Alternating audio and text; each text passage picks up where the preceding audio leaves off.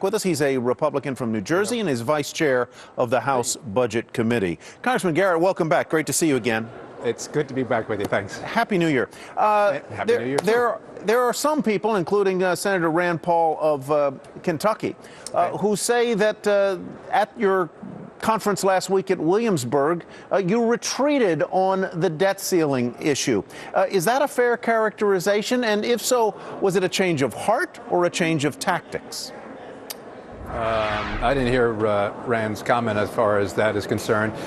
I think what the GOP House Conference is concerned about is how do we get forward during the next couple of months with an administration who just yesterday said that he has a bold agenda going forward for the future.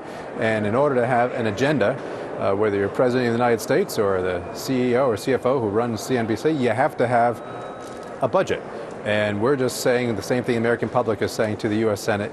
Give us your budget if you really want us to be able to then go forward and continuously raise the debt limit in this country. So you feel that this vote tomorrow will pass the House, and then what do you expect the Senate will do? They haven't been able to pass a budget in 4 years. Yeah, well, there's a story that came out, and I don't know how much true this is, that Senator Schumer said, we Democrat senators have been secretly planning on doing a budget for a long time.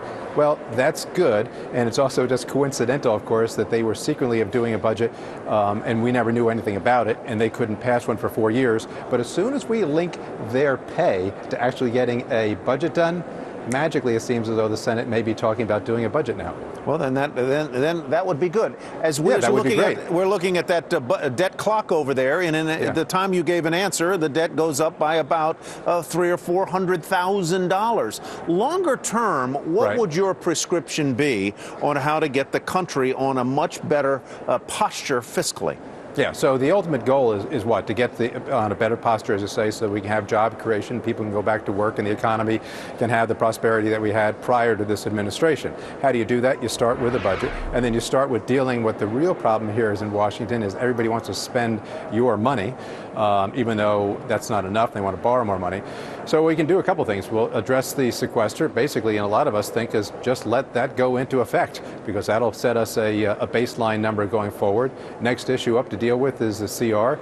You know, we had a budget in the House of Representatives that set it at around, 974, discretionary number, and then deal with the bigger equation after that, which is entitlements. Even the President of the United States says we have to tackle them. He just has been unwilling to do it. Maybe now he'll, in his new administration, this new term, he'll be able to reach across that proverbial aisle and work with us on this. A couple of things that are of interest in your answer just there, Congressman Garrett. One is the sequester. And many people, whether they're Democrats or Republicans, abhor the idea of a sequester because of what it would mean for defense spending. And boy, that is a big issue in districts represented by Republicans or by Democrats. Would you actually, you said you favor letting the sequester go into effect. Yeah, I think you have to be willing to let the sequester go into effect. There probably are, and there are, better ways to deal with it than this sort of cross-the-board cuts. But you know, Congress has never been able to grapple that one and actually implement the right ones. We just did the fiscal cliff lifting. I voted no on that.